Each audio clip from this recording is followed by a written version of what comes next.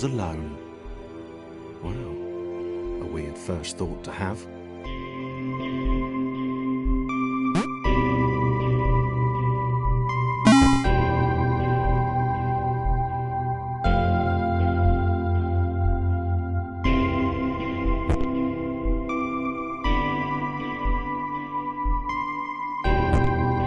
Thomas decided to start listing his observations for posterity.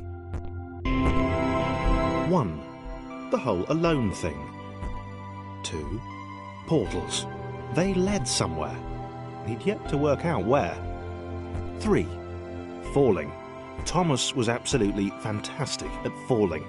He was almost as good at falling as he was at observing.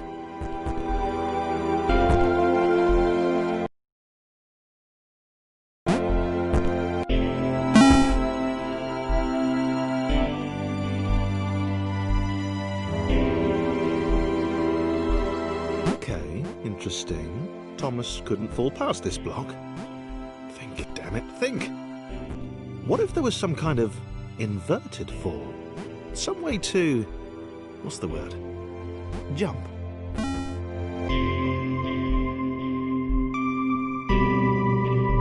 A big jump. But Thomas noted there was no real...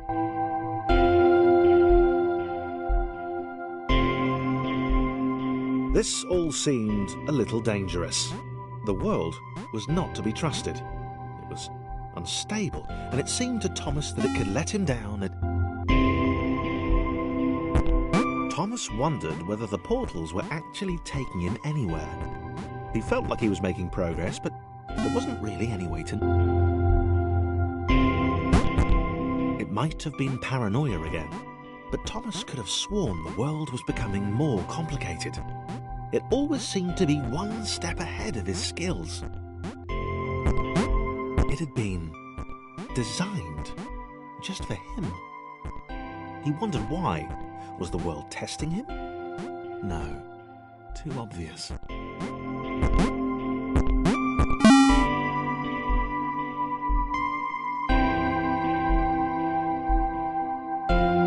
Something about the boiling, toxic, glowing water intimidated Thomas. He didn't like it. He certainly didn't want to swim in it. He made another mental note. 4. Water. Not good. To...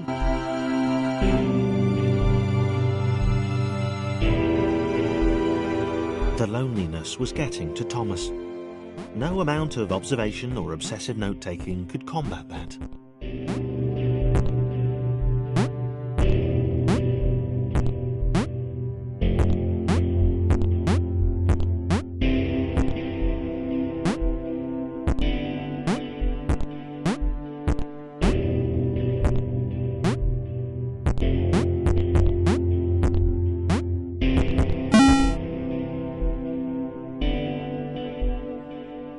Thomas had a new theory. The world was training him. He could feel himself getting smarter. There was the mental list to consider.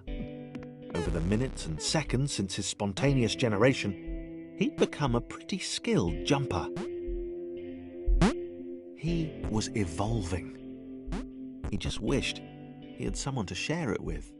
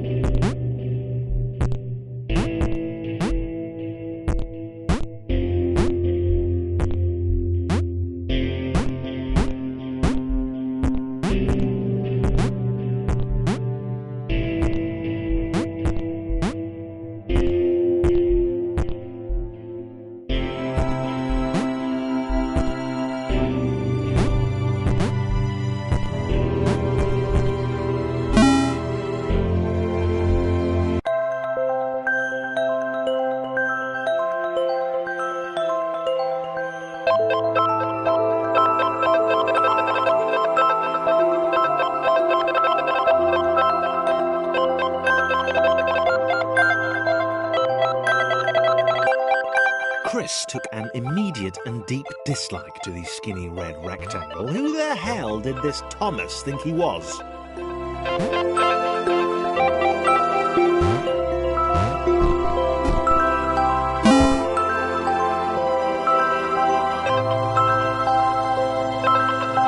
Chris had been doing fine.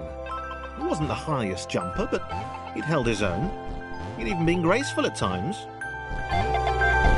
Well, not actually. Not technically graceful. It's probably the wrong word, but, you know, fine. There was that skinny little runt leaping about like he owned the place.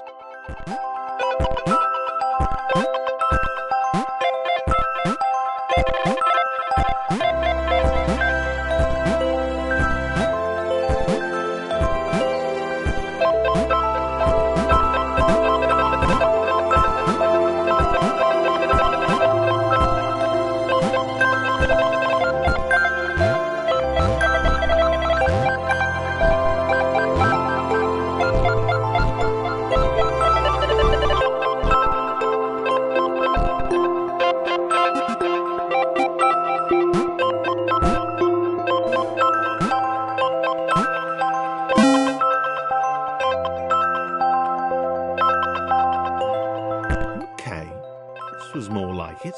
A glowy white thing. Only Chris could get to it, which of course made it all the more enticing. What would it do? What new opportunity might this switch open up to him?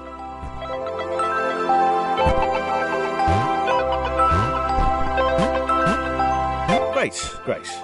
Another chance for Thomas to jump slightly higher than Chris. How fortunate. Seriously. This made the whole switch pressing thing entirely worthwhile.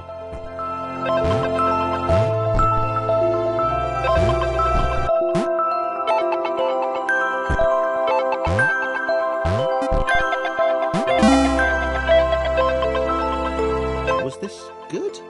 Because on the surface, it did not seem good. Chris was pretty scared. Little Red seemed fine, happy to be on his merry little adventure. Chris couldn't shake the feeling that things had taken a significant turn for the worse since Thomas had joined him. Sure, he'd been able to piggyback his way to ever so slightly higher platforms, but where had that got him? Well, to ever so slightly higher platforms, which was sort of his point.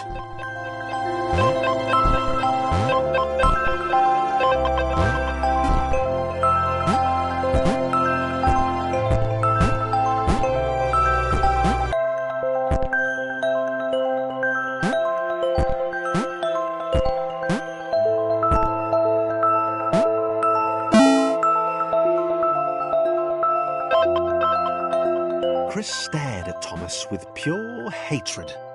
He seemed so very happy at their situation. Friends together, a brave fellowship of quadrilaterals on a quest for greatness. That would be fine.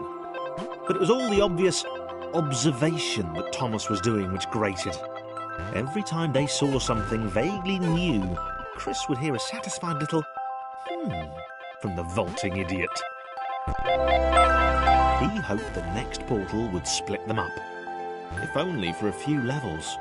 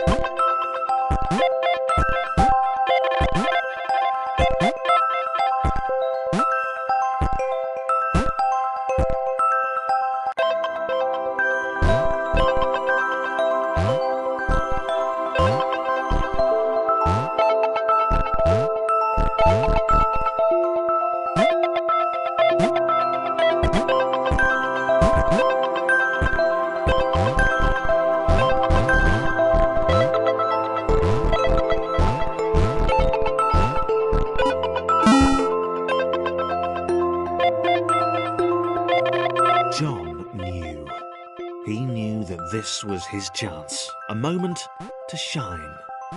This was game day.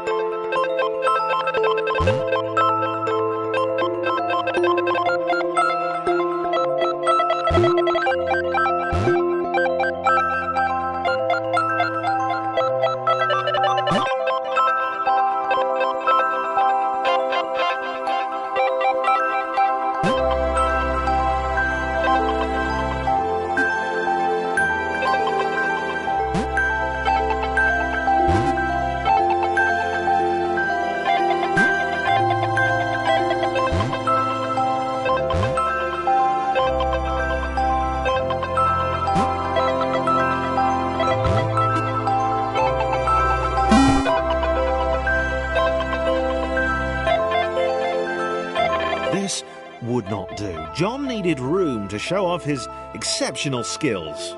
As it was, he was trapped on the wrong side of these little dot things. Where did they come from, anyway?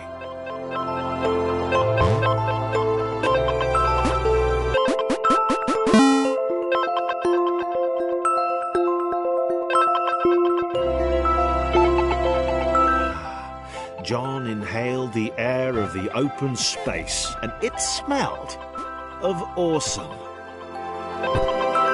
Time to flex those muscles, to put his training to use, time to show those little dots how it was done. John decided to press the switch, to let the little dots catch up with him. John cared for his new allies. You could tell from the sympathetic expression he'd practiced in the mirror all these years.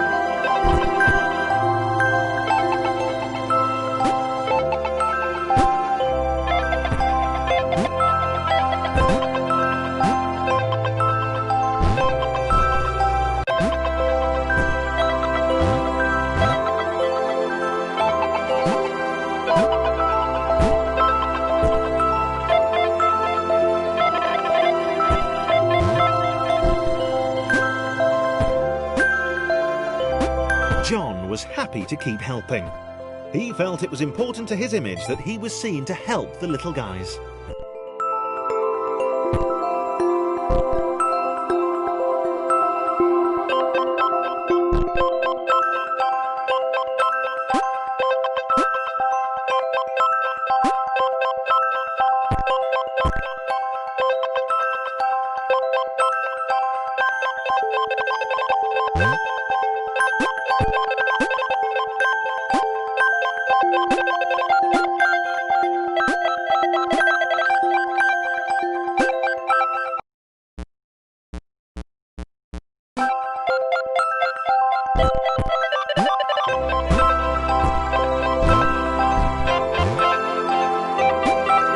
John was happy to keep helping.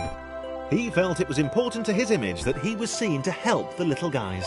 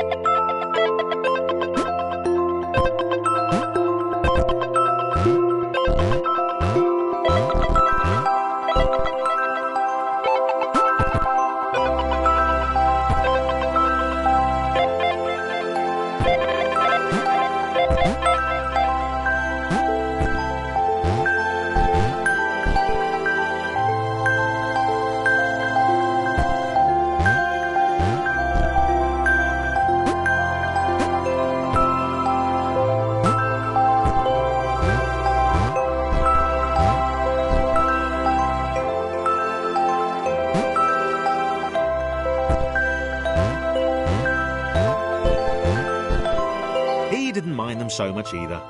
The red one, Thomas, had a charming way of applauding every time John jumped.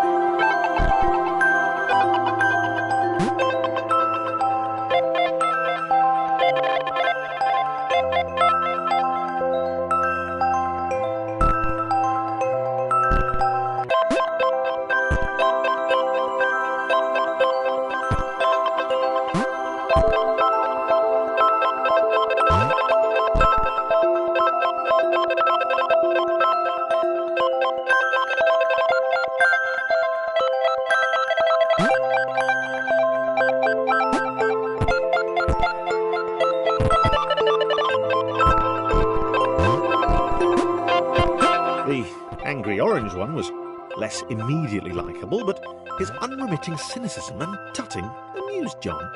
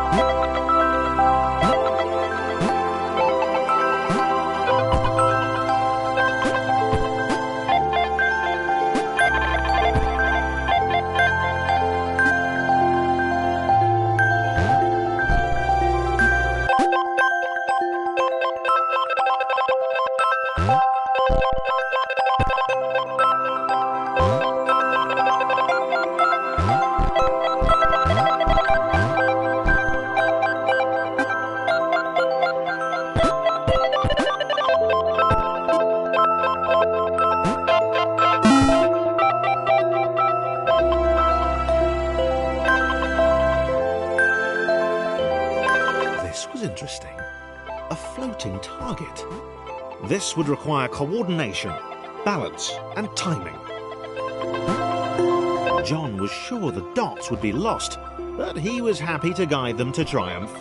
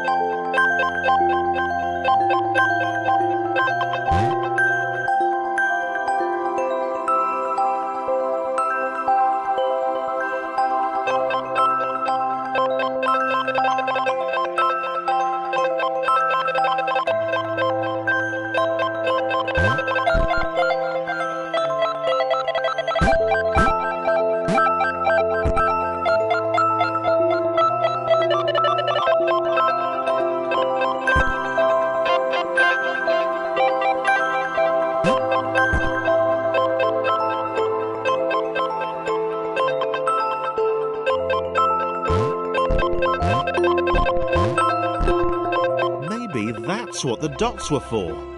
They were there to extend John's reach, to make his performance even more impressive. John liked the thought. He decided to keep them.